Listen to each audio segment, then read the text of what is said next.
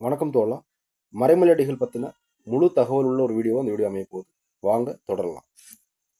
1876 1950 வரைக்கும் வாழ்ந்திருக்காரு. இதை ரிவர்ஸ்ல பாருங்க, 6, 7, 8 வரும். ஓகே, இது குடியரசு தினம், குடியரசு ஆண்டு 1950, குடியரசு வரைக்கும் வாழ்ந்திருக்காரு அப்படின்னு வச்சு. தமிழ் மொழியின் தூய்மைவாதத்தின் தந்தை என்றும் தனித்தமிழ் இயக்கத்தை உருவாக்கியவர் எனவும் கருதப்படுகிறார். அதாவது தூய்மைவாதத்தின் தந்தை. பட்டினப்பாலை, முல்லைப்பாட்டு ஆகியவற்றுக்கு விளக்க உரை, அதாவது ஆராய்ச்சி உரை எழுதியுள்ளார். சென்னை கிறிஸ்தவ கல்லூரியில் தமிழ் பேராசிரியர் பணியாற்றினார். அதாவது சென்னை கிறிஸ்தவ கல்லூரியில் தான் பரிதிமார் கலைஞரும் படிச்சிருப்பாரு. அவரு மற்றும் மறைமலடிகளும் அங்கே தான் படிச்சிருப்பாங்க. 2 பேருமே அங்கேயே படித்து அங்கேயே தமிழ் ஆசிரியர்களாக பணியாற்றியவர். ஓகேவா. மறைமலடிகளாரின் ஆசிரியர் பி சுந்தரனார், சோமசுந்தர நாயக்கர் ஆவர். அதாவது பி சுந்தரனாரும் சோமசுந்தர நாயக்கரும் தான் மறைமலடிகளோட ஆசிரியர்கள்.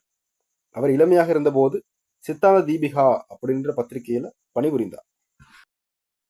மறைமலடிகளோட உண்மையான பெயர் வேதாச்சலம். அதாவது வேதம் பிளஸ் அசலம்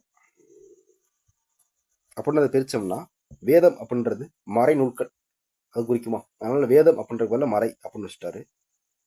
அசலம் அப்படின்றது மலையை குறிக்கும். ஓகேவா, அதனாலதான் அவரோட பேர் மறைமலை அப்படின்னு ஆயிடுச்சு. அடுத்ததா ஞான சாகரம் அப்படின்னு ஒரு நூல் எழுதுவார். ஞானம் அப்படின்னா அறிவு, சாகரம் அப்படின்னா கடவுள். ரெண்டையும் தூய தமிழ்ல மாத்துவார். அவரோட பேரையும் மாத்திருக்காரு, அவர் எழுதுற நூல்களையும் மாத்திருக்காரு. அந்த ஞான சாகரம் அப்படின்ற நூலை தான் அறிவு கடல் அப்படின்னு மாத்துவார். ஞான போதினின்னு ஒரு நூல் இருக்கும். அந்த நூல் பரிதிமார் கலைஞர் எழுதுனது. அதனால ஞான போதினியையும் ஞான சாகரத்தையும் குழப்பிடாது. ஞான போதினி பரிதிமார் கலைஞர், ஞான சாகரம் தான் நம்மளால அறிவு கடல் மாத்தின மறைமலடிகளின் நூல்.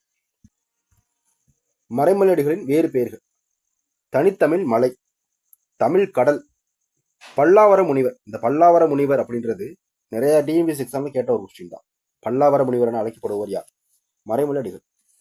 தனித்தமிழ் இயக்கத்தின் தந்தை, தன்மான இயக்கத்தின் முன்னோடி. தன்மான இயக்கத்தின் முன்னோடி அப்படின்னு அழைக்கப்படுது. புனைப்பெயர் முருகவேல். முருகவேல் அப்படின்றது அவரோட புனைப்பெயர். சிறப்பு பெயர்கள்: சமய வேறுபாடின்றி கடவுள் பற்றும் சமய பற்றும் உண்டாக்கும் முறையில் சொற்பொழிவு. பரிதிமார் கலைஞருடனான இவரின் நட்பு தனித்தமிழ் மீதான அடிகளாரின் பற்றை மிகுதியாக்கிறது.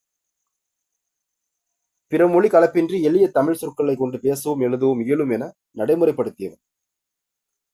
தனித்தமிழ் பற்று காரணமாக தனது பெயரை மறைமலை அடிகள் என மாற்றிக்கொண்டார். அதாவது பாருங்க, வேதம் அப்படின்னா மறை, அசலம் அப்படின்னா மலை. அதாவது 40 வயதுல தான் பேரை மாத்துறாரு. ஓகேவா.